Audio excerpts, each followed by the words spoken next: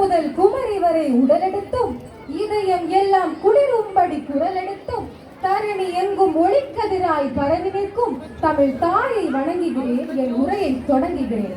இன்று ஆகஸ்ட் 15 அனைவருக்கும் இனிய சுதந்திர தின நல்வாழ்த்துக்களை தெரிவித்துக் கொள்கிறேன். இந்திய திருநாடு பல்வேறு பெருமைகளை கொண்டது.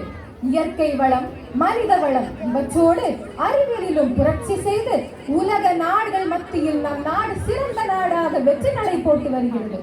மேலும் நம் நாட்டின் வளர்ச்சிக்கு நாம் செய்ய வேண்டிய பணிகள் பற்றியும் நம் நாடு ஒளிர்வதற்கு நாம் ஆற்ற வேண்டிய பங்கினை பற்றியும் உரையாற்ற வந்துள்ளேன், கேளுங்கள். உலக நாடுகள் அனைத்தும் வியக்கத்தக்க அளவிலான அரசியல் அமைப்பு சட்டத்தை கொண்டுள்ளது நம் நாடு. மக்களாட்சியின் மாண்பினையும் அதன் மதிப்பினையும் உயர்த்தும் வண்ணம் நம் அரசியல் அமைப்பு திகழ்கிறது. அமெரிக்கா, சீனா, ரஷ்யா ஆகிய நாடுகளுக்கு இணையாக இந்தியாவின் இஸ்ரோ பல்வேறு சாதனைகளை நிகழ்த்தி வருகிறது. கற்கை நன்றே, கற்கை நன்றே, பிச்சை புகினும் கற்கை நன்றே. ஆம், பெற்ற சுதந்திரத்தை பேணி பாதுகாப்பது மாணவர்களாகிய நம் பணி. கல்வியின் அருமையை கருத்தில் கொண்டு அதனை நன்முறையில் நடைமுறைப்படுத்த முடியும். கல்வியால் மட்டுமே ஒரு உயர்ந்த சமுதாயத்தை உருவாக்க முடியும். கல்வியால் மட்டுமே வளரும் நம் இந்திய நாட்டை வளர்ந்த நாடாக உயர்த்த முடியும். மக்களின் எண்ணம் செழிப்புறவும் அவர்கள் தீய வழியில் செல்லாமல் இருக்கவும் மகாபாரதம், ராமாயணம் போன்ற இதிகாசங்களும் திருக்குறள் போன்ற அறநூல்களும் மக்களை நல்வழிப்படுத்தி வருகிறது. சுமைகளை கண்டு நீ துவண்டு விடாதே. இந்த உலகத்தை சுமக்கும் பூமியே உன் காலடியில் தான் என்கிறார் சுவாமி விவேகானந்தர்.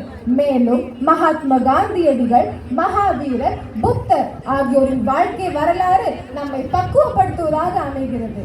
வரி, வட்டி, திரை, கிஸ்தி எங்களோடு வயலுக்கு வந்தாயா, ஏற்றம் இறைத்தாயா, அல்லது நீர் பாய்ச்சி நடுவையில் நிறைய கண்டாயா, அங்கே கூஞ்சி விளையாடும் என் குல பெண்களுக்கு மஞ்சள் அரைத்து பணிபுரிந்தாயா, அல்லது மாமனா மச்சானா மானம் கெட்டவனே என்று அலறிவிட்ட நமது முப்பாட்டன் வீர பாண்டிய கட்டபொம்மனில் தொடங்கி வாஞ்சிநாதன், திருப்பூர் குமரன், பாரதியார், திருவிக்கா, வேலுநாச்சியார், அஞ்சலி அம்மாள் ஆகியோரின் தியாகங்கள் நம்மை மேல் சிரிக்க வைக்கின்றது.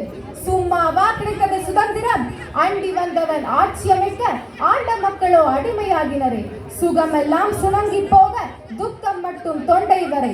கண் விழித்த மக்களோ கவலையில் நிற்க எதிர்த்தவன் எல்லாம் யமலோகம் என்னும் நிலை. இருட்டில் விதைத்த புரட்சி விதை இமயம் வரை படர்ந்திடவே சிந்திய ரத்த மத்தனையும் சீறி பாய்கிறது சினம் கொண்டு.